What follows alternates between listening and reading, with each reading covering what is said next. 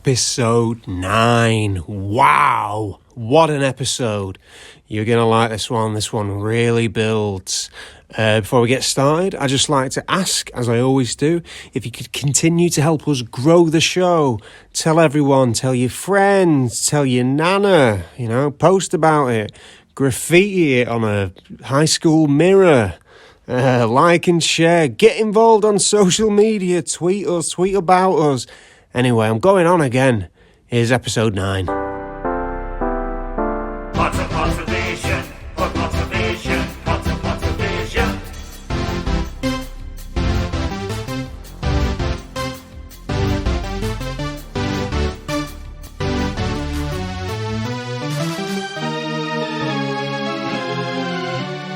Pottervision. Hello and welcome once again to the Pottervision podcast, the podcast where every week, myself, Lukas, Kirkby, and my good old pal, Tom Lawrence, we sit down and we analyse and chat about a chapter of the Harry Potter books. This week, we're getting to the halfway stage of the first book. It's chapter 9, it's the Midnight Duel. Tom, what's a cooking? I realise every day I say, how are you, in every episode, and Dear, I wanted to change it up then this week. keep it that way. Come on, what about what's a cooking? Where have you learned what's a cooking from? I don't know, it just came out of my mind. Ready, steady, cook, I bet. Yeah, that Watching Ainsley old Harriet. episodes of that. Well, what I want to know is, how are you? I'm good, thank you, Anthony Worrell Thompson. I'm doing very, very well. I've got some vegetables, I've got some carrots, peas in this bag. I'm going to make something out of it, but I don't know what. How's your week been? That's what I want to know. Let's get to the meat of it. It's been good. I've been doing my work. But today, this morning, and yesterday morning, me and my wonderful girlfriend, we've been walking through Heaton Park in Manchester. And, it's the largest municipally owned park in Europe. And my goodness, it's a lovely one. And so many dogs. We're very broody about having a dog. Oh, really? Can I ask you a personal question? Yeah.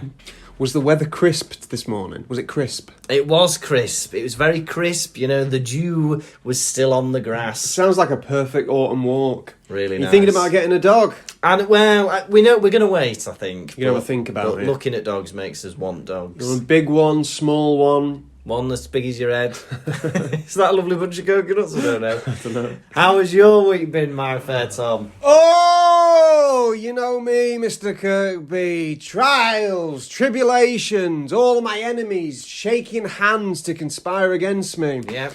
I'm driving my car. Yeah. Right? You know me. Beep, beep. Yeah, that's you. I'm driving my car, right? And it's at night. And I look at my driver's side mirror. Oh, yeah. And I go, that's funny. The mirror's frozen over. But not only is the mirror frozen over, I'm looking at it going, the mirror has frozen over black. What? And I'm like, how weird is that? So I look over at my left, the passenger side mirror, and I go, well, you look at that. The mirror's is normal over there. Yeah. It's not frozen, nor being like frozen over black. Right. So I'm staring at this mirror, right? And I'm going, why is this frozen over black? What is going on there? And it's got a funny streak on it. I was like, someone gobbed on me mirror and it's frozen. Yeah. When would that have happened? Yeah. So I wound down my window and I look at the mirror and I reach my hand out and I touch it and I realise, the bit of glass has fallen off. The mirror bit. And it just and I was just looking at a black piece of plastic. Wow. I was thinking that story was heading someone had used like a dry white marker and just coloured in your window. No, wasn't that interesting? But No. what an interesting story. What an interesting story. If that's how we're starting the podcast, what is entailed for the next 50-odd minutes? What is going to happen? Have you had it replaced? I ordered one, and it's Yeah. waiting to go on the car. Oh! What a week for both of But us. what a week we're both bloody at. A walk for you, and a job for me. Oh! Fantastic. Now, we've got a lot to get through in this chapter. Chapter 9, it was a big meaty wench. Would you like me to give you a bloody big rundown? Give me a rundown, boy. Okay, so chapter 9, the Midnight Duel. There's a poster up in the common room. We're going to do flying lessons, way! But The Lord giveth and the Lord taketh away. It's with the Slytherins. Damn nuggets.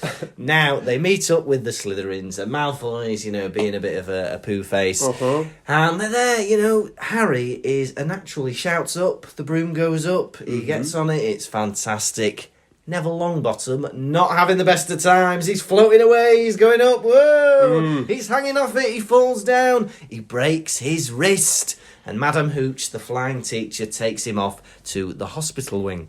Now, earlier on, Neville had a lovely gift from his grandma, a remember-all, which is like a big crystal ball that goes red and cloudy to tell you that you've forgotten something. Now, he drops this, falling off the broom, and Malfoy decides to steal it. Harry is having none of that. Malfoy flies off with it. Harry chases him. It's against the school rules. But it turns out Harry is an absolute natural with a broom. It was like he was born with one. It was fantastic. And Malfoy chucks the remember-all. It goes down, but Harry does this amazing swoop dive and he catches it and it's fantastic. But Professor McGonagall catches him. Oh, he shouldn't have been flying. Professor McGonagall's caught him. He thinks he's in trouble. She marches him round the school. He's going to get expelled. She asks for Wood. What's Wood? It's a boy. It's the Quidditch captain. He's not going to be punished. He's going to be the seeker of the Quidditch team. Way!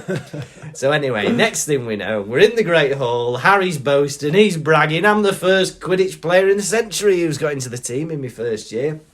Malfoy's not happy about this. He challenges Harry to a midnight duel. Oh! A wizard duel, what's that? We don't know. But anyway, they sneak out at night. Hermione tells them not to, but she follows them anyway because she gets stuck out. Neville comes along too. It's very exciting. They turn up to the trophy room, but Malfoy isn't there. It was a trap. Filch has been tipped off, and him and Mrs. Norris are trying to catch him, trying to find them. Yeah. They run off to escape, and they run off, they hide, blah, blah, blah, blah, blah. They're trapped at a door. Hermione uses a spell, they go in, but the corridor is not empty. There's a big, massive dog, it's got 3 heads. Oh! It's enormous, it's scary, whoa! But they escape, they run off, and they get back to the common room. But Hermione, eagle-eyed person that she is, noticed that the dog was hiding a trap door. There was a trap door under it. Could be guarding something, and Harry assumes it's something to do with the grubby little package in Vault 713. Oh! The midnight duel. What a duel it was. What a duel. Yeah, it's very misleading, isn't it, this chapter? Yeah. You think there's going to be a duel because that is what's advertised. Yep. Exactly not what it says on the tin. Yeah, I got to the second to last page. I'm like, when's this duel going to happen? When's this duel going to be? And it didn't come. So, start off in the Quidditch, the Gryffindor common room. They do, yeah. And then they see, flying lessons, yeah. Oh! Harry has never thought he'd meet a boy he hated more than Dudley. Yeah. Right? And it's happened. It's Draco Malfoy. Oh, can we list all the awful things that Draco's done to Harry? He's bragged about having wealthy parents. He's received a load of sweets in the post. He brags about what a good broom handler he is. Draco, you're horrible. He is so much worse than that boy that battered me for 11 years. Oh, he's horrendous. Oh, these mean things. He sniggers at me in potions. Yeah. I hate him. Oh, I want it. And there's a point later on where he says he wants any excuse to fight Malfoy. He's ready to punch this bloke.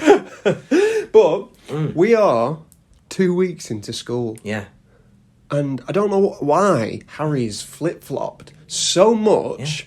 He's done 11 years of being battered by Dudley. Yeah. 2 weeks in, he's like, I'm going to cave Malfoy's head in. They've only been in Hogwarts for 2 weeks. I believe they just have double potions once a week. They have double potions.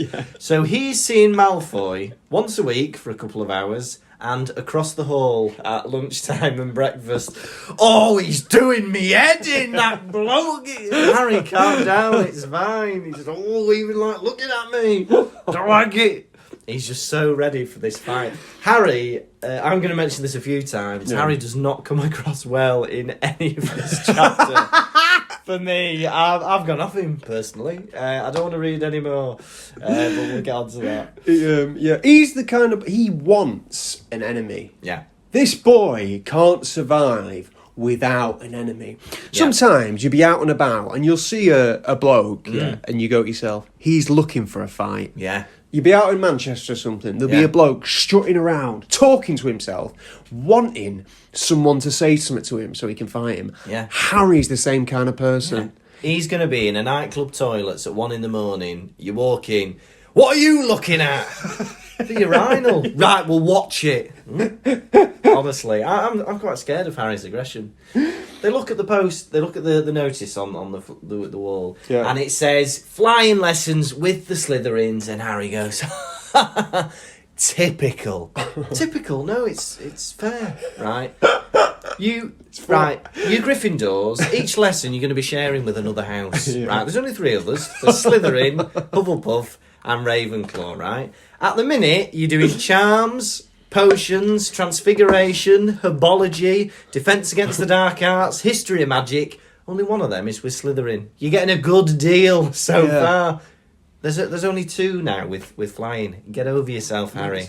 Oh, I would have to learn how to fly in front of Malfoy, wouldn't I? Oh, I would have to... Harry, you're putting Malfoy on a pedestal. Yeah. He's not arsed. Yeah. He's not arsed. Oh, the boy with all the sweets. Are you kidding me? Harry, the amount of sweets you have. Yeah. Oh, the boy with all the sweets as he lugs his bin full of licorice all sorts. Yeah. But yeah, who cares? Just learn how to fly a broom. I'd be much more worried about learning in front of Ravenclaw's Terry boots. They're all... That's just me. They're all a bit nervous, aren't they? Yeah. Right? Hermione's nervous. You can't read about how to fly a broom. She's got some tips from books and she starts telling everyone. Yeah. And Harry and Ron couldn't be more bored. Oh. What has she done? Yeah. Nothing. They're like, oh my God, we've had 2 weeks of this girl being helpful, you know, giving us guidance. We can't stand her. And Neville, he's not looking forward to flying a broom. Because he's one of the only wizard-born children who's never flown a broom before. Yeah. Because his gran wouldn't let him. And Harry silently thinks to himself, yeah, she's right. He privately agrees once again. Harry takes himself, once Neville announces that, oh, so you all know, I know I'm a wizard-born, but my gran's never let me fly a broom. Yeah. Harry, pardon me, takes himself off to one side of the Gryffindor common room and says, I agree with that. It's almost like a Shakespearean soliloquy, isn't it, where they turn to the audience, but rather than a sonnet or a long speech, it's just Harry going, yeah, fair enough. Back to the group to continue the scene. Doing a GCSE snap out just to announce that. I do have a little note here, and it's just a note in my book. Is Neville dyspraxic? He's a clumsy boy. He is a clumsy boy. But I'm a bit concerned for him. Yes. So he's making a lot of mistakes, isn't he? A lot of mistakes. And I kind of think... We know that he's been through a lot of abuse. It's written quite lightheartedly about. Yeah. He's been thrown out of a window. Yeah. All that stuff. He's pushed off a pier. Pushed off a pier. You'd be a nervous wreck. Yeah. You'd be all over the place. But they're like, oh... Neville's only gone and flown off again in a nervous state and he's fallen on his face. They're just repairing his broken wrist now. Give that boy. And from the impression I get of the Gryffindors so far is they're very full of themselves. Yeah. They're all over the place, aren't they? Yeah. Absolutely all over the place. They turn up to the flying lessons. Yeah. Slytherins are already there. Yeah. Organised. On time. Punctual. Oh, no wonder. Oh, Slytherin always win the House Cup. Yeah, because they're playing by the rules. Yeah. they're on time, they're punctual. Harry and Ron's attitude to good behaviour is just terrible. Hermione tries to stop them from doing naughty things. Oh, shut up! God, how can somebody be so interfering? Harry says at one point.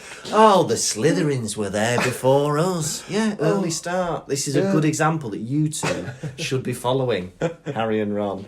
Oh, why am I having a go at? Because I've not done the reading. You're having a go at me because I've not done the reading. Yes. Yes.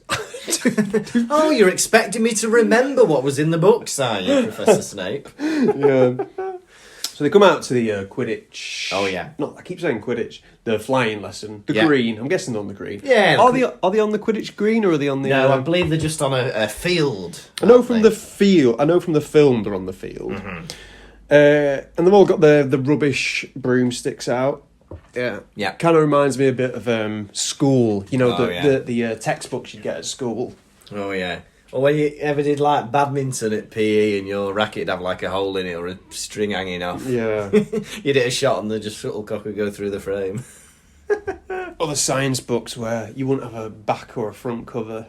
No. And then you turn to a page and it says, hey, turn to page 22. And you go, all right, turn to page 22. And it says, turn to page 1. You turn to page 1. Turn to page 54. You're gay. So that's how I found out. There we go. Much like the Half-Blood Prince, except rather than helpful notes of how to make the potions, it's just pictures of a penis. Just homophobic slurs. Yeah. Neville has a remembrall, and this is what Malfoy steals. Can you think of a more useless item than a remembrall? Why not a notepad where you can write down things to remember? The people who make these remembralls, they should redo it and actually have a remembrall that the smoke creates the words that tells you. Potions homework for tomorrow, don't forget. It's useless. They are, yeah. Because you're always going to forget something, aren't you? Maybe it'll trigger your memory. I don't know. I don't bloody know. It's interesting that. So he gets the remembrall at breakfast. Yes. And Draco, he runs over and he snatches it, yeah? And they stand up, ready to fight him. Yeah.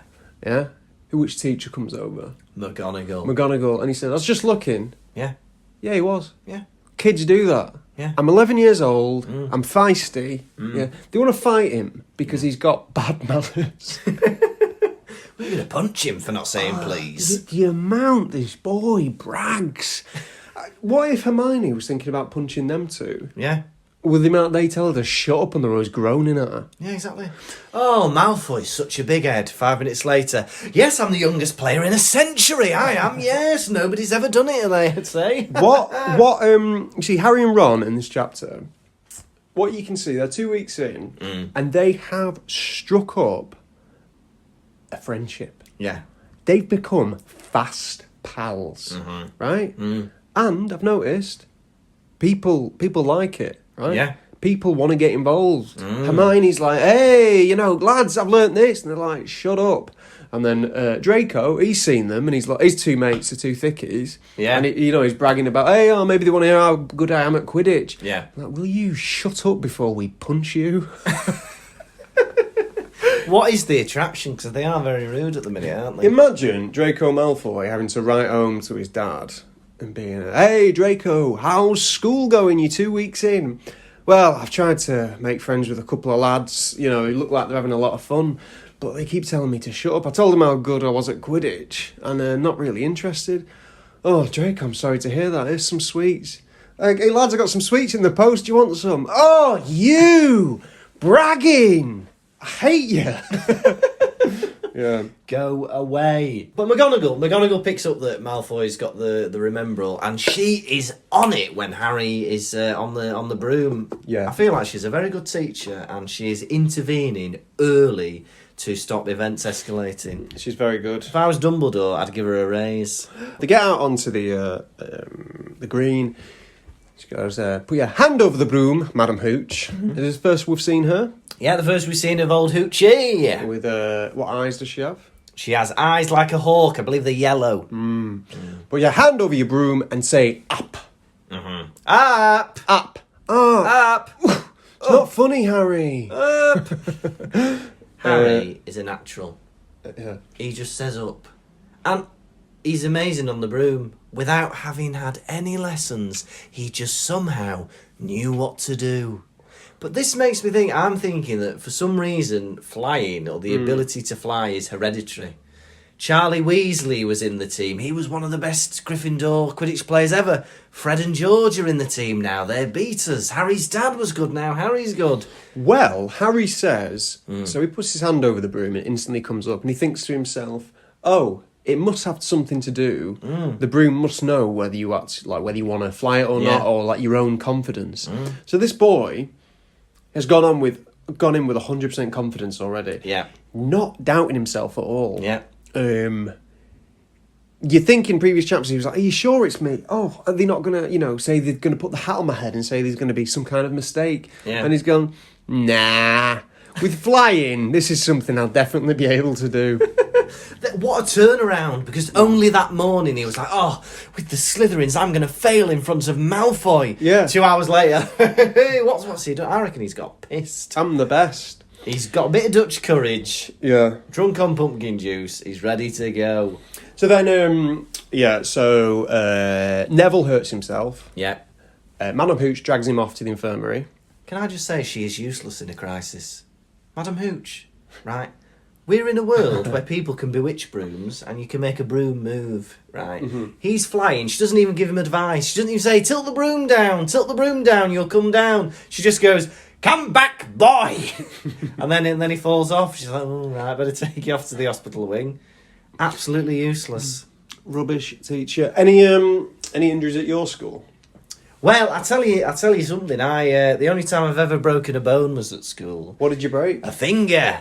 I broke my middle finger. Can I guess? Go on. A ball. Yeah. Was it? Yeah. Tell me more. You tell me more.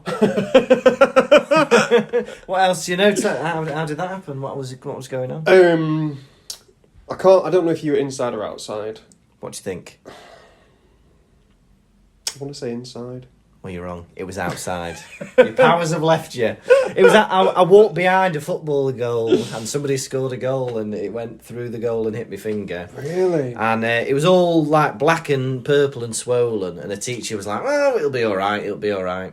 Took it to the hospital, and it was broken. Really? Yeah.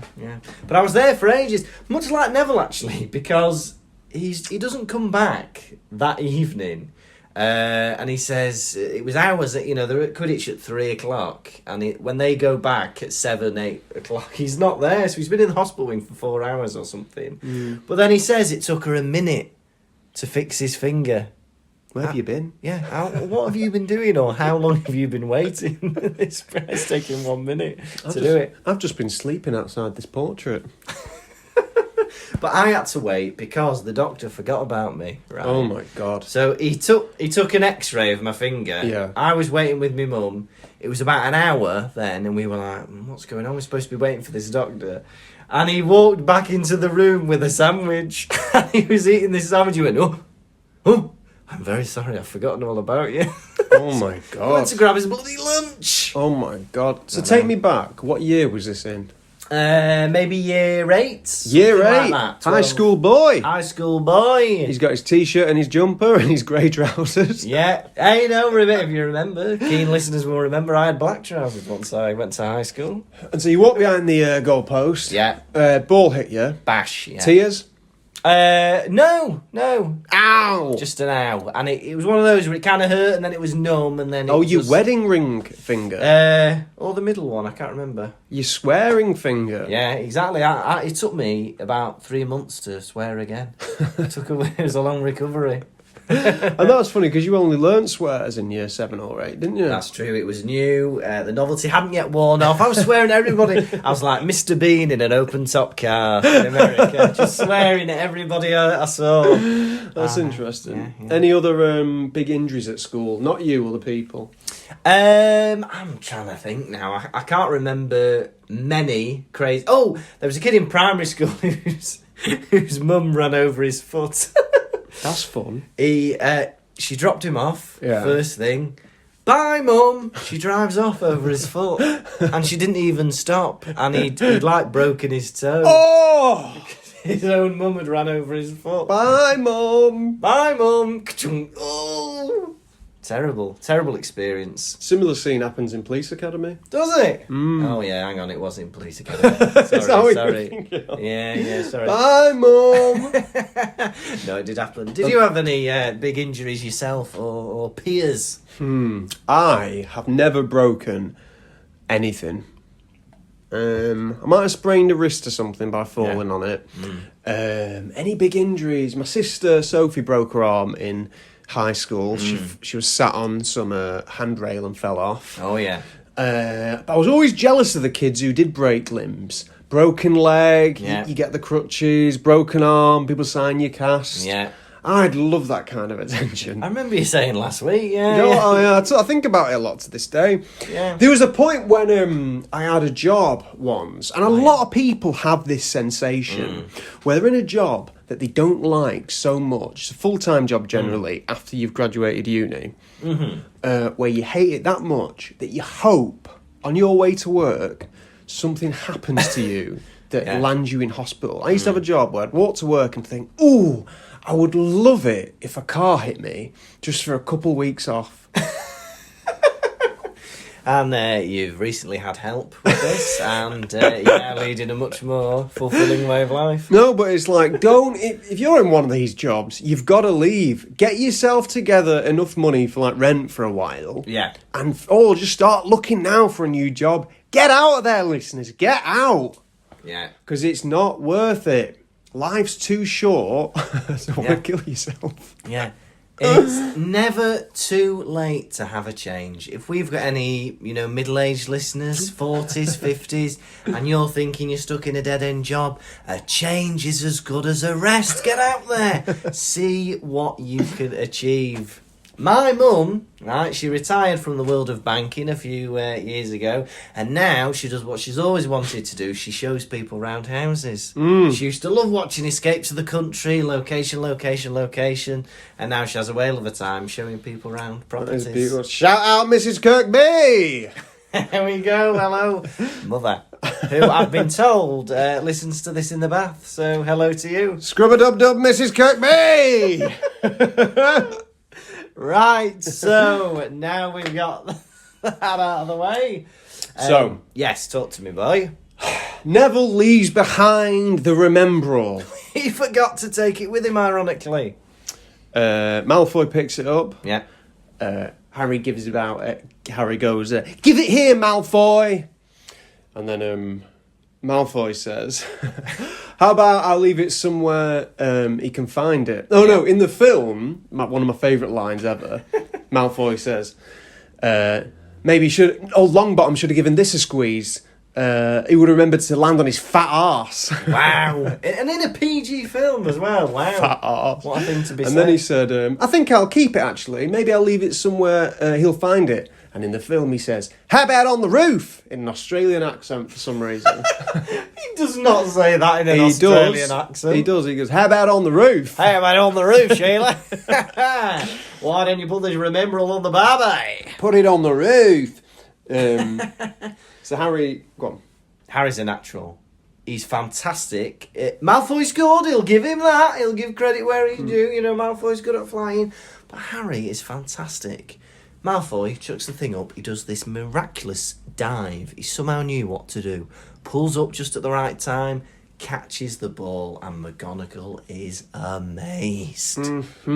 She sees him out the window. I don't know what she gets up to most of the day, because she seems to spend most of her time just watching children, looking for trouble, seeing it's, starting up. Yeah. But she takes him off, and he thinks he's in trouble. And Harry's logic is fantastic. He thinks, I'm going to get expelled, and I'm going to end up being Hagrid's assistant. Oh, and then he really sinks into this very quickly. He goes, oh my God. He immediately thinks, well, he'll just become Hagrid's assistant. Yeah. Because from his knowledge, he knows Hagrid got expelled Yeah. and they made him gameskeeper. Gameskeeper position is taken, so they're going to make him Hagrid's assistant. And he says, it's going to be awful watching Ron become a wizard and me. You could leave the school. Yeah, you could leave the school. And he thinks, as Hagrid's assistant, his job is going to be carrying Hagrid's bag. So this giant is going to be walking around not carrying everything, while Harry is like lugging this massive bag. Harry's mental in this chapter. He assumes he's going to be Hagrid's assistant. McGonagall goes into the class, goes, "Excuse me, can I borrow wood, please?" "Wood? Is wood a cane she's going to beat me with?" "Harry, calm down." They've got one cane between all these teachers. Yeah. McGonagall, you'll have to borrow it later. I'm using it at the moment. Can you come back in half an hour? Can I borrow wood? What I thought is, again, what is with the theatrics of this school? So McGonagall sees him. Yeah. And she says, whatever she says to him, "Harry Potter, come with me." Yeah. Or whatever she says. Yeah. And she goes, "Follow me." She storms off without saying anything to him. So he thinks, "I'm going to be expelled." Yeah. Madam Hooch said, "If anyone leaves the floor, Yeah. you'll be expelled quicker than you can say Quidditch." Yeah. So he thinks he's going to be expelled, right? She drags him around, right? And then, "Can I borrow wood?" And I don't know what this is about. Brings out another student. Yeah. "We found your new seeker." "Why didn't you tell me that?" Yeah. At the Quidditch match. Well, No, at the green. At the green. Well, do you know what? I think McGonagall, admits, she accepts that Harry has done wrong. She does tell him it was a stupid thing to do. She's never seen anything like it before. I think she wants to make him sweat a bit. She wants to make him I wonder suffer. when she decided, though, because she's seen him do that dive. Yeah. And then she's gone, "Right, you're being expelled." She starts walking. Yeah. And then, actually, as she's walking, that was a pretty good dive. Yeah. And then she starts running. You're secret of the Quidditch team, yeah. Harry's hot on her tail, right? She's thinking she can lose him. She walks can't lose him. He has to run to keep up with her. She thinks, "Oh, quick, I'll get wood." I love this. And then Wood is walking around him like he's some kind of horse. He's like, "Oh, yes, built for a seeker too." He's got the build, he's got the speedy. She says to Wood, "I found you a seeker." Wood's expression changed from puzzlement to delight.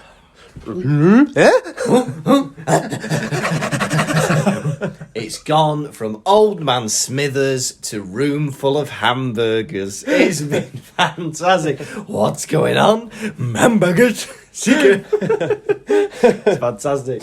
Now, we get... This is the point where we see Peeves again. Now, Peeves is not in the film at all. No. And it was going to be Rick Mail. Yeah. And Rick Mail filmed the scenes and never got used. If you filmed them and went, nah, we won't use this. And they're not available anywhere. They weren't even in the deleted scenes on the DVD. I wonder if they were bad or something. I don't know. Well, he does an interview, Rick Mail, where he's like, I was making the kids laugh too much. That's what he was saying. The kids couldn't keep a straight face while he was doing it. But I don't know. But then I think Peeves actually... That's the type of lie I'd make up. Yeah, that's true. They won't book me for that gig because I'm too funny. I'm just too good at my job. But he features in all of the books, doesn't he, I believe? Yeah. He's in it a lot, but then obviously he's not in the films at all. But then this scene actually makes me understand why they might not have used Peeves in the film. Because it says they walk into the classroom and Peeves is writing naughty words on the chalkboard. And I'm just imagining in the film, if we see that scene where McGonagall is saying, "Harry, you're going to be the new seeker of the Quidditch team," whilst in the back room, in the background, on the chalkboard is ball bag etched in chalk, the whole scene and a pair of tits. Yeah, all right, maybe we'll cut that bit out. There's a lot of cursing in this as well. He's just written the word tits. Just the whole scene that is in the background. Peeves! What have you written that for? Peeves! I tell you what, I love Peeves in it. We'll talk about Peeves later on because he comes back. But I'm starting to really love the character of Peeves. He's just so childish. And also, why are you having a go at me? This classroom was taken. Yeah. I'm in here writing anus on this chalkboard. Yeah, he's found an empty room to, like get out all this stuff in his system. If somebody's got like, they're hyperactive or they're overactive or whatever. Yeah, fair dues, Peeves, actually. You've taken it upon yourself not to go in a class where there's kids. You've gone to an empty class to write the stuff in chalk. Fair enough, if somebody comes in, I would be swearing. Look, this is me trying to do something good, trying to walk away. She's a bit odd, McGonagall. You know, she's giving everyone hot and cold. Yeah. They might have already had that agreement with Peeves. Yeah. She's dragged Harry off, right, going, right, you're about to be expelled. Follow me. Yeah. Start sprinting. Right? And then goes, right, you're going to be, not only are you going to become the seeker of the Quidditch team, but you're a first year, which is not allowed. We're going to have Dumbledore. He's going to say yes because I'm his mate. Yeah. Harry's going to go back to the common room, the Gryffindors. Yeah. And everyone's going to think he's a liar. Yeah. So he's going to go back, oh, what happened? Did they expel you? No, they made me a seeker of the Quidditch team. Liar. Just imagine if it had gone the other way and Harry's like, yeah, first seeker in a century. The next day, no one ever sees him ever again. Well, turns out he was expelled and that was a lie. The next secret, the first secret in a century. And then Hagrid just comes over and snaps his wand. And snaps his glasses as well. Sorry, Harry, McGonagall's orders. Yeah, I think things are right, liar. First seeker in a century. Madame Hooch, not Yes. Madame Hooch, McGonagall. Yes. Again, adults at this school, in the wizarding world, are too obsessed with these children's houses and Quidditch teams. Yeah. Oh, hopefully we can win. I'll bend some rules, make Harry Seeker, because last time they won Slytherin, I wasn't able to look Snape in the face for 2 weeks. Imagine that in a real school. Like, hey, we won 3-0 in the football. Well done, guys. And the teacher's like got a hand over her face walking past the other teacher. Don't look at me. Oh, we should never got him sent off. You want to grow up? Yeah, grow up, McGonagall. You are an 80-year-old woman working at a school. Get over it. Harry announces. He goes to Ron. So Ron, unable, he's in awe, doesn't even put the pie, the steak and kidney. Is it steak and kidney? Steak and kiddly. Steak and kidney pie. He leaves it. He goes, he's in awe. He leaves it on the floor. He goes, that you'd be the first. You're the youngest seeker. You know that joke, don't you? What? I had a steak and kiddly pie. Yeah. Then what would you say if I said that to you? Diddly? Did you? What is it? What is it? You go. So I say I had a steak and kiddly pie, and then you say kidney, and I say I said kiddly, did I? Oh right, yeah. Yeah. It's very good though. Yeah, thank you. Doesn't work with any other pie. That joke has to be steak and kiddly. Sorry, I interrupted. That's all right. It was worth it. Wasn't it? So he goes. You'd be the youngest seeker in. And Harry, about a century. Harry interrupts. Yeah. Yeah. Century. Say 100 years like the rest of us. Yeah, you bog Who have you copied that off? He's so cocky. And then in comes Malfoy. Oh! He thinks he's coming to gloat, but he finds out that Harry hasn't even been expelled. Oh my god. What a day this has turned out for Malfoy. Started good, it's gone downhill rapidly. And he goes, he says something to Crabbe and Goyle, didn't he, Harry? Oh, yeah. Knowing that the teachers aren't too far, so they're not going to do anything. Yeah. And I got myself thinking, right, this Crabbe and Goyle, meant to be intimidating, aren't they? Yeah. Couple of fat lads. Yeah. As we're told again and again and again. Couple of fat in lads in a school full of wizards. Yeah. There's something not that intimidating about someone who tries to be big and imposing. Yeah. Holding a wand. Yeah. Like imagine a nightclub bouncer holding a wand. Yeah. Well, that'd be quite threatening, wouldn't you? Yeah, it would actually. Yeah, Stab you with it. But you're right. It's like, in this world, the rules are different. Being big, being muscly counts for nada. Yeah. It's the skill you've got in your wand. So, Malfoy decides, right then, I'm going to challenge you to a wizard's duel. Yeah. Harry doesn't know what it is. No. Ron instantly goes, he accepts. Excuse me? And I'm his second. Right? Yeah. What's the second? Well, I come in if you die. Yeah. Right. And you've agreed this for me, have you? The fact that we're going to be doing this. No, you'll be alright. You'll be alright. You don't know any spells.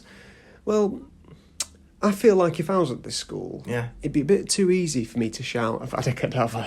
Yeah, it would be very easy to... Malfoy knows it, 100% his dad's told him. And also, you'll be alright, you won't be able to do anything. A boy has just fallen and broken his wrist because he floated himself up too high.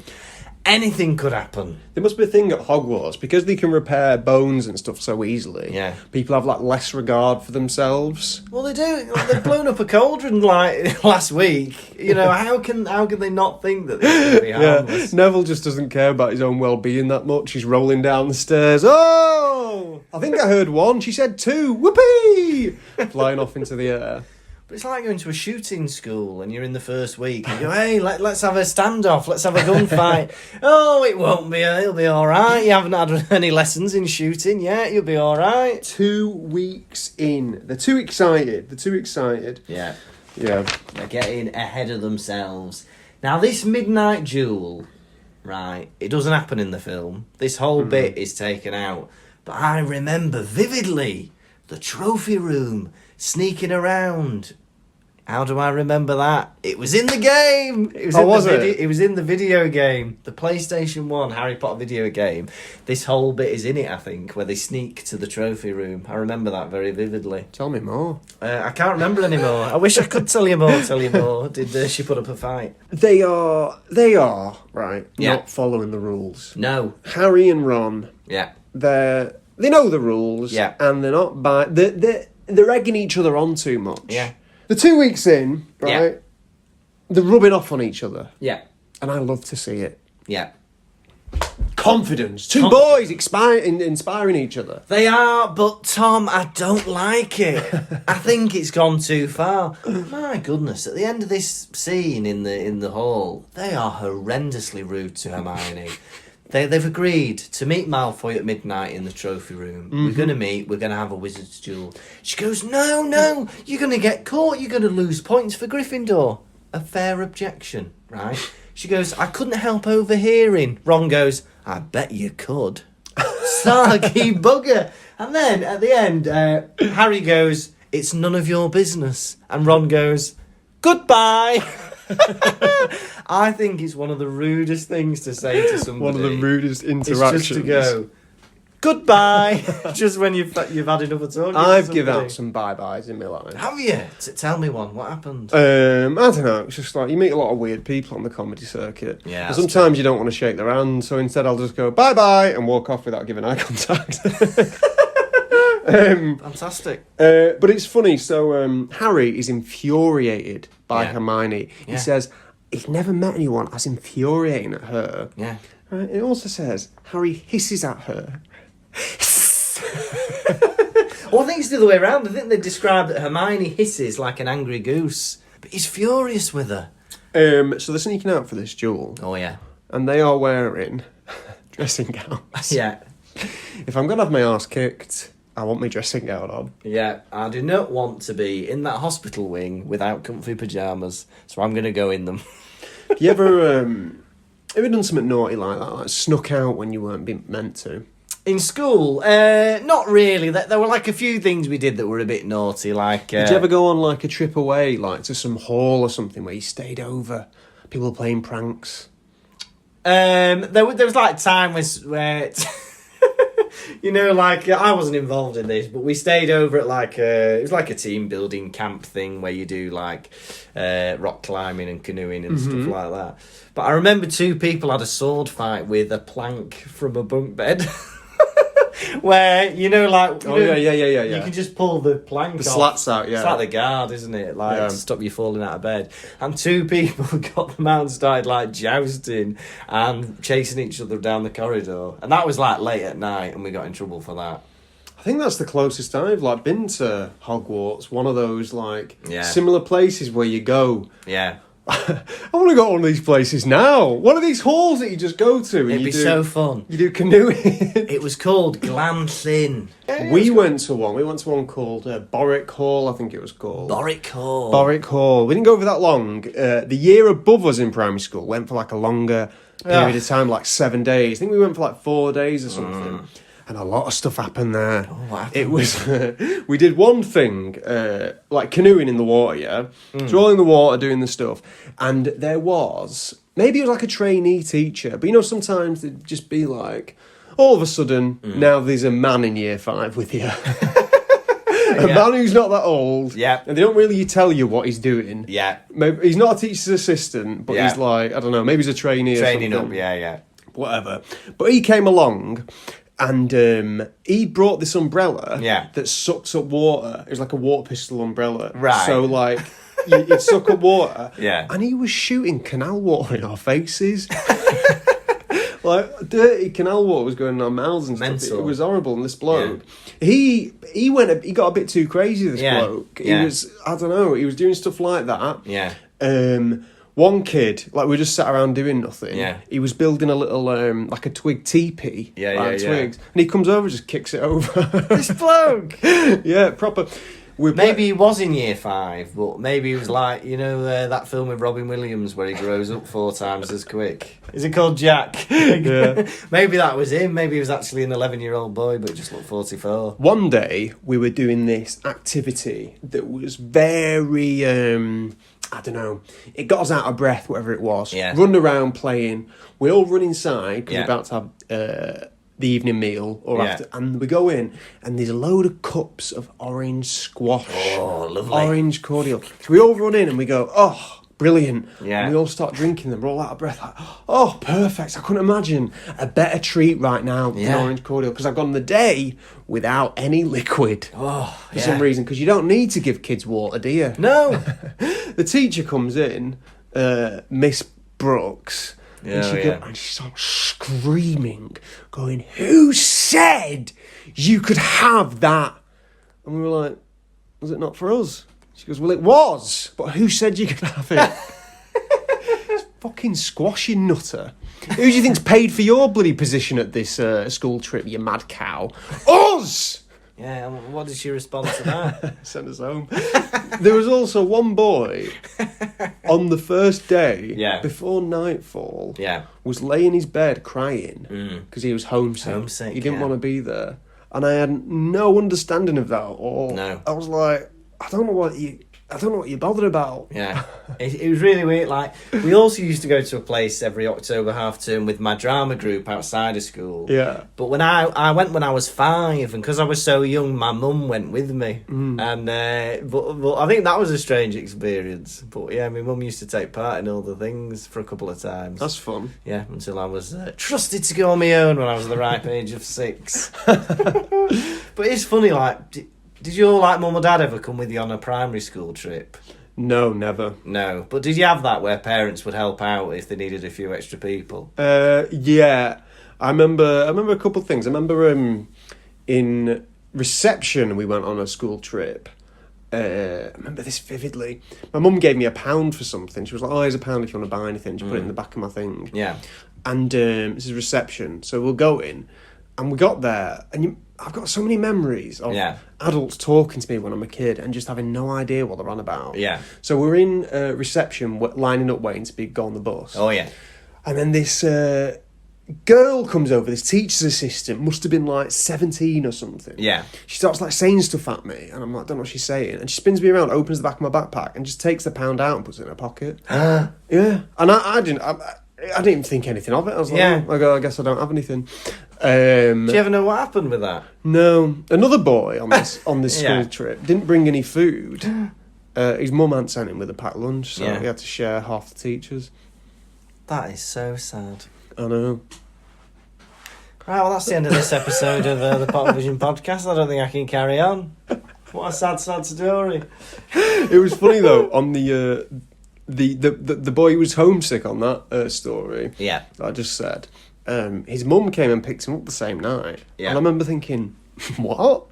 We were on the motorway for hours. How have you made it here? Have you done Mum's it? come to pick And him we're up. about like an hour away. Yeah, from wow. from home. But you know what? That's not going to help him. Next time he's on his own, he's going to have exactly the same experience. He's probably about 29, that boy now. So Still struggling. Yeah, he's in his flat with his girlfriend. He's like, sorry, I really wanted to try today, but I'm going to have to ring my mum. Oh, can you come and sleep with me tonight? I'm with my girlfriend, but it's too much. I went to school in Spain, and What? we went on a Spanish school trip. Escuelo? And we all went off in this big, bus. Yeah. And we got to this place for a break, this big playground.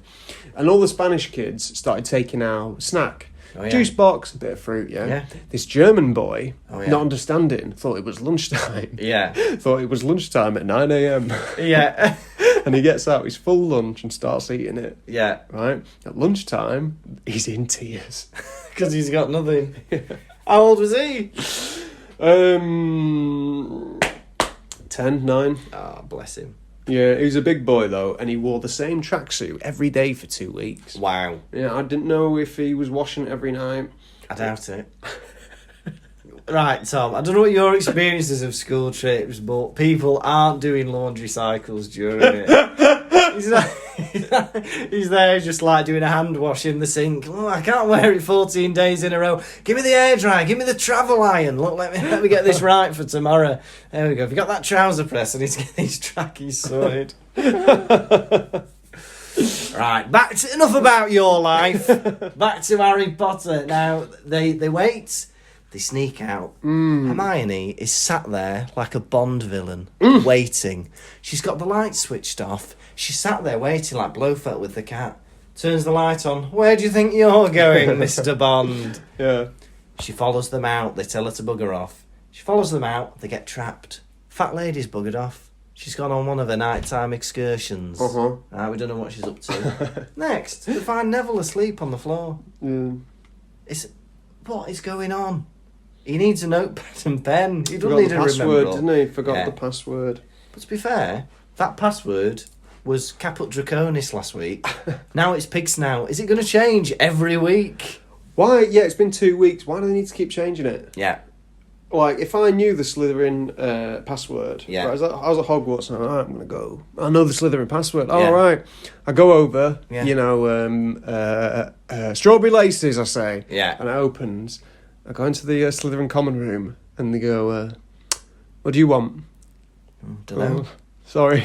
Get out. Because that's the thing, like, you're going to be unwelcome. Because either they're going to just let you in because they know the password and they're Slytherins. Yeah. So he's going, strawberry laces, in you come. Or you're going uninvited. So it don't matter whether you know the password or not. You're still going to be like a creep who's just turning up without any mates. They are, with the password thing, they Yeah. are fanning the flames of animosity between the houses a bit too much, aren't they? Yeah. Keep separate. Hufflepuff, Yeah. stay away from everyone. You're evil, you're clever, you're brave, you're stupid. I don't think Hufflepuff is stupid. I think they were nice and loyal and unafraid of toil. Yeah. But they're all, it was going to be Harry and Ron. Now they've doubled their pack. They've got Hermione and they've got Neville. Yeah. Right. They turn up. Malfoy's not there. What a trap. Great trap. Malfoy has been perfect. There wasn't even a hint that he was joking when he asked them to join him for the Wizard's Duel. Beautifully set. And they fell for it. Hook, line and bloody sinker. Brilliant. Fantastic. He's tipped Filch off. Perfect timing. They're in trouble, aren't they? This has been Malfoy's chapter. Yeah. He starts off, beginning of the chapter. Yeah. He's seen Ron and Harry having a great old time. I'll be their friend. Hey, boys, want to hear about me? We're not interested. Fine, right? Yeah. Oh, Neville, you got a new member all. Let's see. Hey, I'm going to beat you up. Jesus Christ, I was only looking. Yeah. Right? Harry... Draco Yeah. is exactly what Harry needs. Yeah. He's bringing him out of his shell. Yeah. He's fire. He's Yeah. personality, right? He go, oh, look, Neville's left his remember all behind. Give it here. Yeah. What's your attitude about? And do you know what? And if it wasn't for Malfoy, Harry would never be the seeker of the Quidditch team. Yeah. Because McGonagall wouldn't have seen him do the dive, and hence... He's only having a laugh. Half the time, Malfoy is only having a laugh. Yeah. Yeah, and they've not let him into their friendship group. No. So he's going, do you know what? Well, chase me then. How about you chase me? Yeah, why not? And it works to perfection. It is a triumph. Filch is there, Mrs. Norris is there. They have to escape. Yeah. They run off. Neville and Ron clatter into a suit of armour. No, Neville does. I thought it was Neville and Ron. Yeah, Neville does. So Neville gets scared, Yeah. right? He starts screaming. Yeah. He grabs Ron, and Yeah. they fall into a suit of armour. Oh, yeah. I couldn't have Neville anywhere near me. No. Neville, pal, I know you've been through a lot, Yeah. but you're a bit too much. Yeah. You're a bit too much, pal. I can't have that. He's exhausting. There's one thing that I'm so glad of being out of high school for. People don't touch you anymore. Yeah. Do they? How much, when you're a high school boy, do people touch you? It's horrendous. I mean, other high school boys. Fingers in your ears. Constantly pulling on Grabbing your your shirt. shirt. Stepping on the back of your shoes. Slapping you in the dick and balls. Pardon? That never happened to me in my school. It was a nightmare. It did, didn't it? It's non-stop. It is non-stop. People are obsessed, aren't People cannot punching you constantly. Spitting. they? Yeah. Nightmare. An absolute nightmare. And there's one thing I hate more, is being anyone grabbing me round the neck or like grabbing my shoulders or putting the weight on me. Get off, Neville. Do you know what? I'm going to leave you to sleep in the corridor. Yeah. Stay there. Stay there, Neville. Now, we get to see, for the second time in this chapter, Peeves. And I bloody love Peeves in this. He gives them a chance. He goes, ooh, Wickle Thirsties out at midnight. Ooh. They try and barge past him. They're rude. And so, fair enough. He starts shouting. Ron tries to punch him. Yeah. Ron tries to punch Peeves. Ronnie, pal, you got to have a look at yourself if you're going to punch if you're going to punch a ghost. You really need to look yourself in the mirror. Yeah. You're punching a ghost. What is going on in that guy's mind? But then he shouts and goes, students out of bed, students out of bed. And he arouses Filch's attention. Naughty, you'll get caughty. Which is what I would like to say to people at random intervals in my life, I think. I think, just sneaking up to somebody. Naughty, you'll get caughty. Yeah. Just any time somebody's doing anything. You're at a pub, somebody's ordering a pint, and I just sneak in. Naughty, you'll get caughty. And then like simmer off. Someone's filling up their tank of petrol. Just sneak in. Oh, naughty, you'll get caughty. You want to try that on me now? I'm ordering a pint. Pint, please. Here's your £5. Thank you very much. Naughty, you'll get caughty. Do you want to piss off? Yeah. But I would target the vulnerable rather than The vulnerable. The vulnerable. The ill. The afflicted. rather than people of strong standing in society, such as yourself. Someone waiting for the bus to be lowered so they can get the wheelchair on. Naughty. Excuse me. Do you mind? But I'll tell you what I love about Peeves. He's a nightmare. He's a wind-up merchant with everybody. He gets Filch, and then Filch goes, where did they go? Where did they go? Shan't say nothing if you don't say please. Don't mess me about, Peeves. Don't mess me about. That is what, you see, you know me, Lucas. I do know you. Intimately, some might say. I'm a wind-up, aren't I? Oh, you are. Have you met a bigger wind-up than me? No. Never. Nobody even comes close. You are in a different league. You are in the Premier League of wind-up merchants. Everybody else I've met in the conference. Do you genuinely mean that? No. You don't? But you are a wind-up merchant. Have you met a bigger wind-up than me? I can't think off the top of my head, but you are up there. I Tom. keep it fun, don't I? Keep it light. Yeah. I love a bit of a wind-up. It's funny. It's never. I always just change a story. I'll add something in to make you feel like you've gone insane. I'm a gaslighter. Yeah. Well, I remember this, and you still, to this day, have never admitted that it was a joke.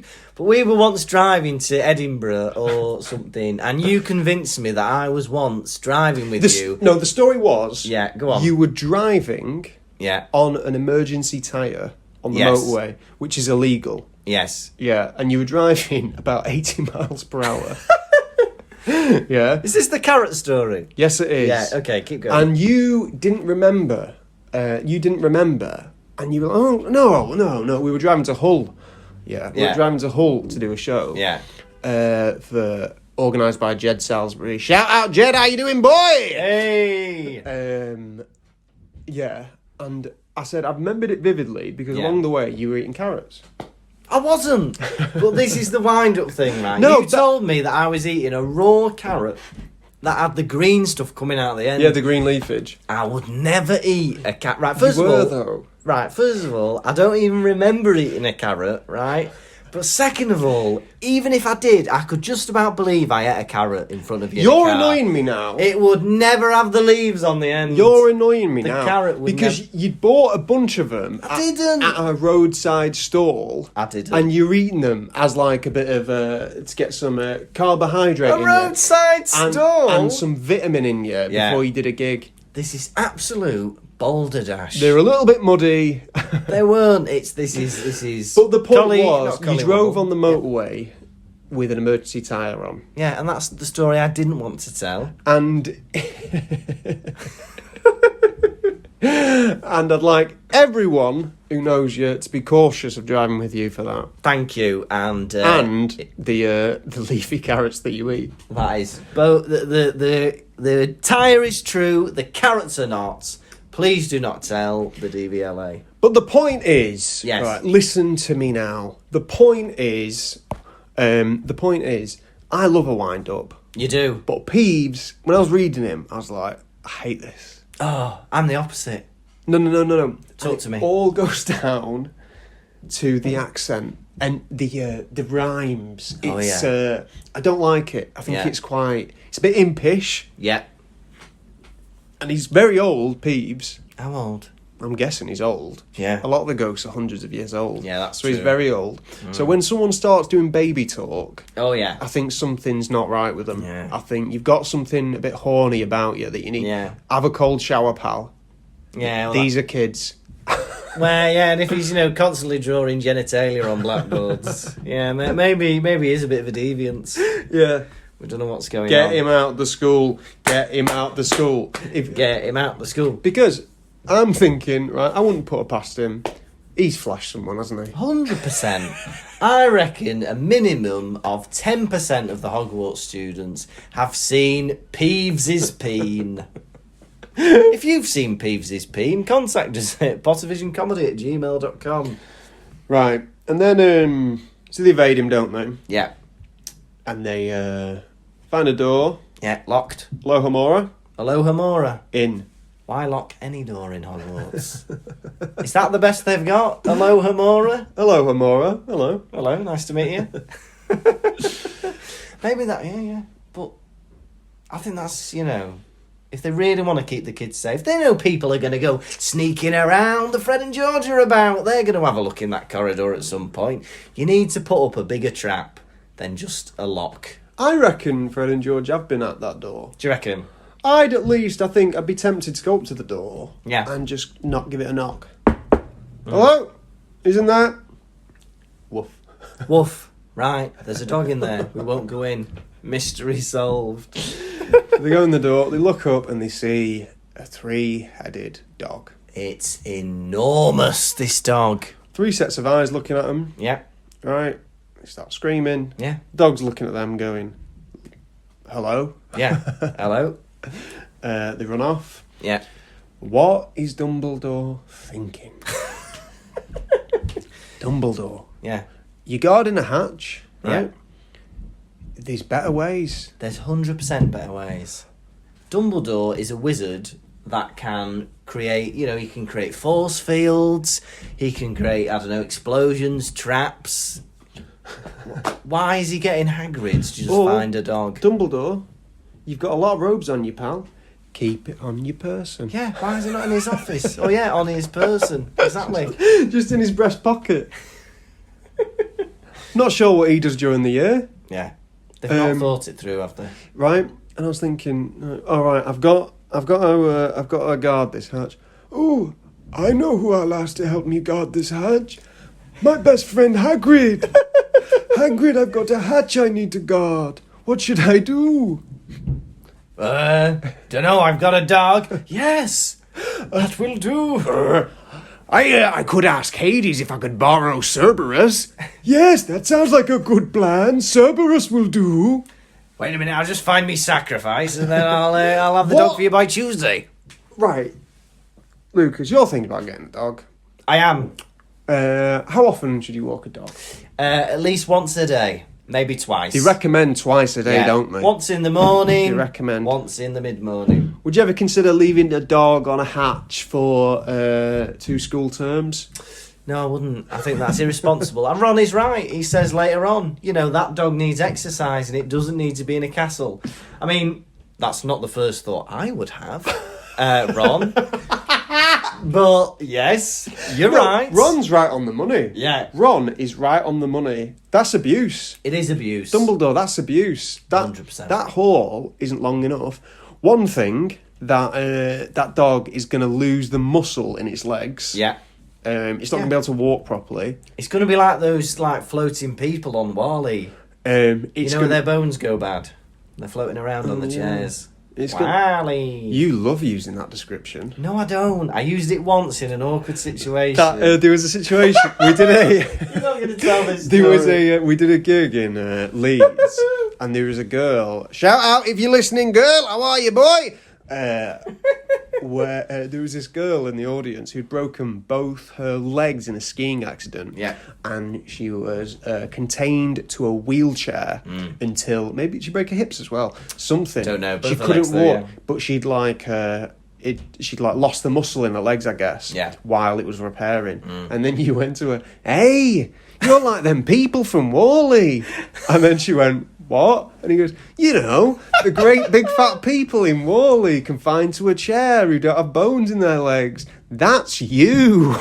I must admit, it's not my proudest conversation moment, but I was getting my way through it, and yeah. But yeah, it is a great analogy. So they escape. Yeah. They escape from Fluffy. Hermione goes, it's hiding a trap door. Weren't you looking at the floor? Harry, no, I wasn't. I was looking at its heads, right? But it says trapdoor. Trapdoor! Things gone missing that I assumed was the same package Hagrid's got. I assume it's going to be in the underneath the thing. Harry, the world doesn't revolve around you. I mean, yes, it does. Yes, it does revolve around you, Harry. But you're a cocky bugger to assume it. I love this. Harry has got so much stuff going on in his mind, right? Yeah. He's learned to fly. He's got an enemy. But there's one thing that he gives all his attention to. Yeah. It's this package that they let him spy. Yeah. I tell you what, I wish Hagrid had gone, do you know what, Harry? You go get your robes. I'm going to go Gringotts on my own. Yeah. Honestly, it would have saved a whole lot of trouble. And what if he is wrong and this package is just like Dumbledore's will or something, or like some kind of gem that he finds. What did it look like? It was a little package. Could be a little package. Like a meatball. One meatball. Well, it's not that, is it? Maybe it's Dumbledore's meatball. I don't know. Harry Potter and Dumbledore's meatball. But it's a massive assumption, isn't it, to assume, that's the thing I got. That's all to do with me. You're crazy, Harry Potter. You're right. But you're crazy. Crazy boy. That boy. They've settled in too quickly at Hogwarts. They think that they're cock of the roost. Is that the expression? I think you're right. Cock of the walk, baby. Gryffindors walking around like they own the place. Yeah, I've got the bee's Ron now. knees. I've got a friend. We are everything. The cat's pyjamas, they think they are. We don't need any more friends. No. But they do, and they will, as this series of books continue. Wow. What a chapter. What a chapter. It's all happening.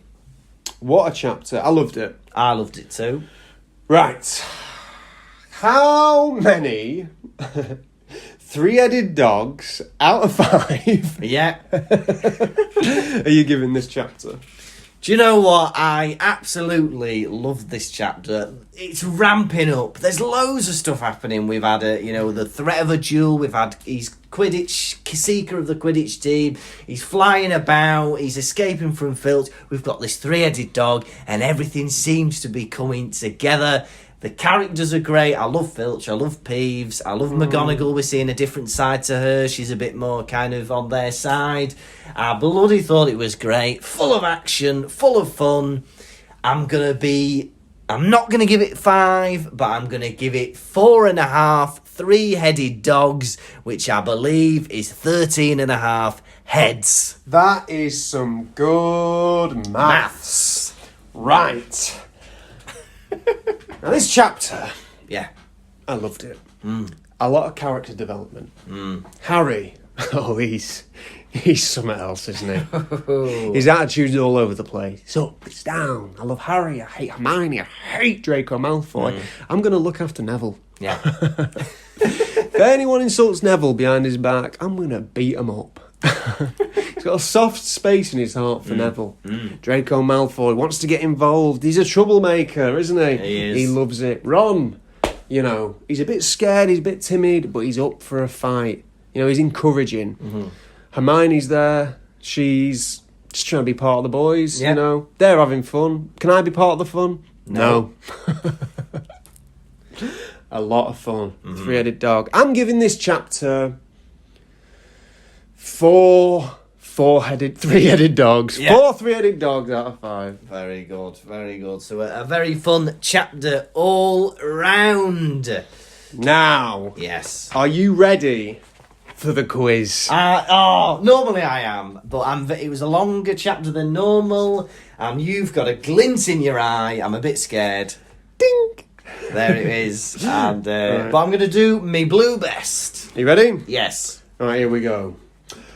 Quiz, quizzicky, quiz, quizzicky, quiz, quizzicky. Gonna ask you some questions, how well will you do? Quiz, quizzicky, quiz, quizzicky, quiz. Gonna ask you about Harry Potter, Lucas, how well will you do? And shake hands with me, 'cause that's lucky too. Oh, why in all musicals are people southern? Because that's the way God wanted it. If you know a musical that's set in the north, write in. We'd love to hear it. Is there one? Billy Elliot. There we go. No need to write in. Stop typing. Stop typing. There's no need. We've already thought of one. Thank you, listeners. Question 1. Yes. What day are the flying lessons on? Oh, no. This is a horrendous question. I'm going to guess it's Thursday. He's correct. Yes. That's a Come guess. on, That's come good. on. It's in his head. Right. Okay, these are tough. Yeah. Question 2. Yeah. What football poster does Seamus Finnegan have? West Ham. Wrong. What? I thought it was West Ham. This is a trick question. It's a trick question. Seamus Finnegan doesn't have a football Oh, poster. it's Dean Thomas. You are an absolute meanie. I'm not having this. Question 3. How does Pansy Parkinson describe Neville Longbottom? Describes him as a fat little crybaby. He's right. Or actually, was it somebody else that described Neville as something? Who bloody knows with this joke of a quiz? Question 4. Yeah, go on, what is it? What do Fred and George think Lee Jordan's passage is? They think it's behind the statue of Gregory the Smarmy. Very good. Thank you. Question 5.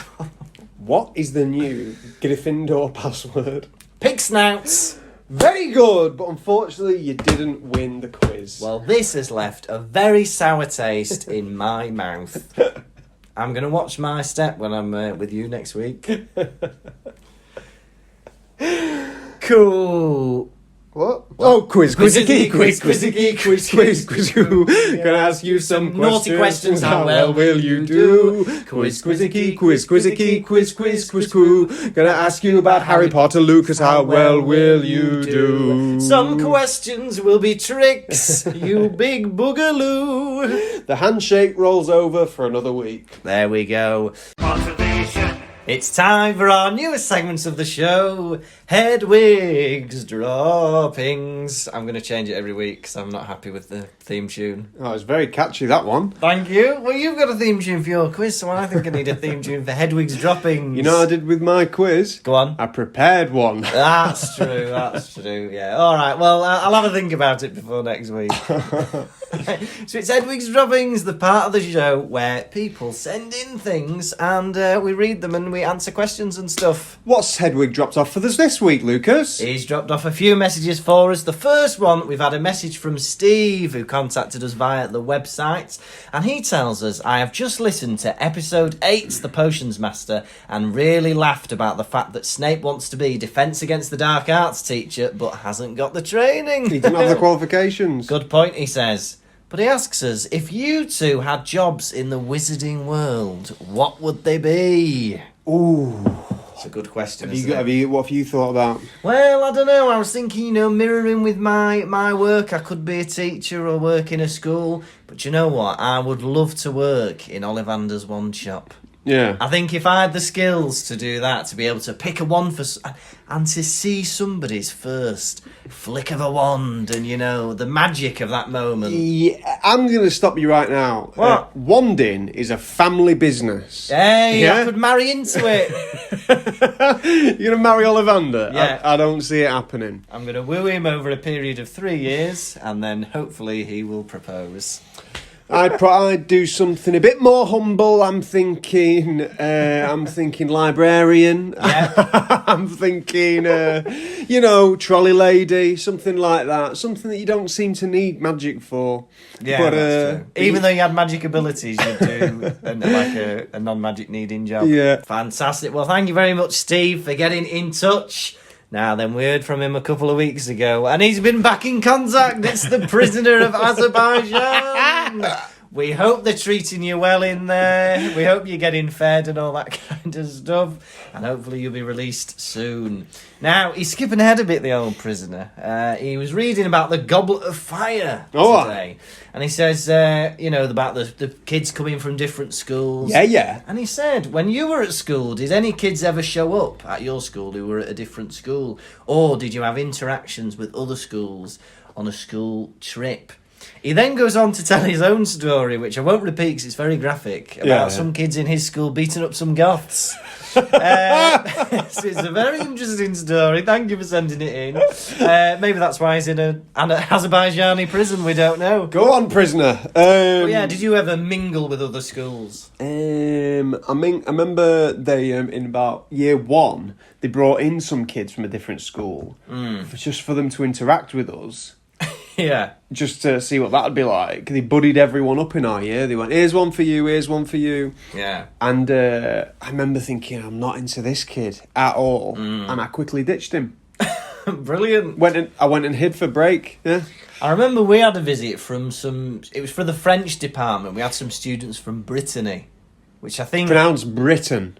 No, that's us. This is them, Brittany. I don't know if it's an island off France, but it's where they speak a bit of English and a bit of French. Oh. I know. Oh, yeah, what were they like? They were very nice, very nice. So they spoke I think it was like a strange version of French. But yeah, they were all right, yeah. Oui.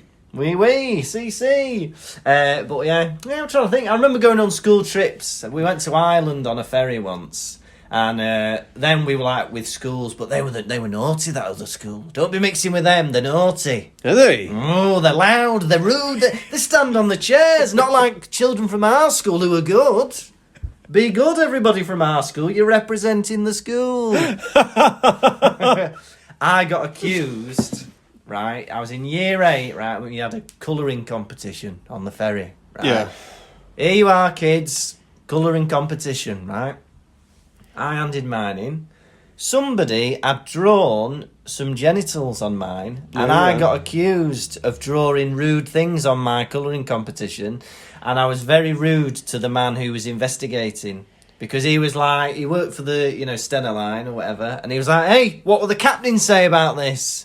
I said, shouldn't the captain be focusing on the boat? Did you say that? Yeah. And he was like, oh. And I was like, it weren't me. He goes, right. You put him on the back foot? I did. Do you know what? I've not been cheeky very often in my life, but if I get accused of something I've not done, I become defensive. Let me tell you that. Shouldn't the captain be focusing on the boat? Oh, I wasn't expecting that. Oh. And he went with the tail between his proverbial legs, if you don't mind me saying. Yeah, why would you deface your own work? Yeah, exactly. It is clearly the act of a vandal. Yeah. Yeah. So there we go. So that's my story about. Love to hear from you, prisoner. Keep them coming. Keep them coming, and hopefully they'll let you out for good behaviour. Right, now then, we've got another message in from the website, and Tom, Yeah. it's your sister, Okay. and she's not happy with you. Uh-oh. About your comments last week about the meals that your mum and dad used to make. Which one is it? It's from Sophie, Okay, yep. and she says, I'm going to stick up for Jude Lawrenson, Mummy Lawrenson. Yeah. She had 4 kids and a fussy husband. Yeah. She never claimed to be a cook, and I also cooked for you loads. What have you got to say in response to that? What have I got to say in response to that? I've got a liar as a sister. Oh! It's going to kick off. Yeah, I don't remember any of that, you big fat liar. Right, so Sophie, please get in touch before next week with some examples. We'd love to hear your response. Photographic evidence. You liar. Something that will substantiate these claims. Brilliant, lovely stuff. And the final thing I wanted to read out was this fantastic review. So good, I could almost say it was hyperbolic. Oh. But it was fantastic. And it was from, I'm going to read it as it was spelt, Elena Poops. And it was a 5-star review, so thank you very much, Elena. So the condensed version of her amazing review is, this podcast has helped me through many a week. In the queue at Pret a Manger, I have my headphones in and chuckle to myself every morning for 20 minutes. And if there are no new episodes out, I just go back to the first one. I should really be listening to LibriVox recordings of weird 16th century plays, but I'd rather listen to Tom and Lukas than do any of my university work. This podcast is better than everything. Oh my god. You can't get a better review than that. Pottervision, the perfect accompaniment to Pret a Manger. Yep. And why listen to Dr. Faustus when you can listen to Pottervision? After we one day after we did our show at during the Fringe a couple of years ago. Yeah. Pottervision was going well. Yeah. Big healthy audiences. Oh.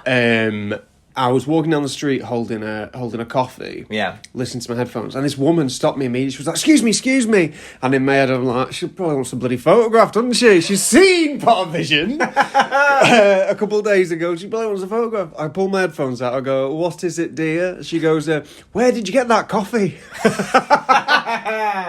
Clearly, fame isn't everything. So thank you everyone who's got in touch, and please send in more stuff for us to answer next week on Hedwig's Droppings. We love to hear from you. Pottervision. So this was the Pottervision podcast. Thank you very much. As always, please give us a like, a review, a share, a rating. You can catch us on iTunes, Spotify, all that kind of stuff, but you can also catch us on pottervision.com. Next week, it's Chapter 10, and it's Halloween. Ooh. If you've got any questions that you'd like us to answer, maybe you've got a point, maybe you've noticed an inaccuracy of something in the podcast, where can they direct that email address to? Oh, you can email us at pottervisioncomedy@gmail.com. And that email is on the website if you forget. Or you can just fill in the contact form on the website. Yes, or simply rewind 15 seconds and listen to us telling you it again. I've been Tom Lawrenson. I've been Lukas Kirkby. This has been the Pottervision Pottervision podcast. Goodbye. Bye-bye. Pottervision. thank you so much for listening to the Pottervision podcast. The music was performed by Jack Evans. If you've got any questions, comments, or feedback, you can put them all on pottervision.com. Also, do us a favour. Please, could you like and share the show? Give it 5 stars and tell your friends. It'd mean a lot, please. All right, I know you will.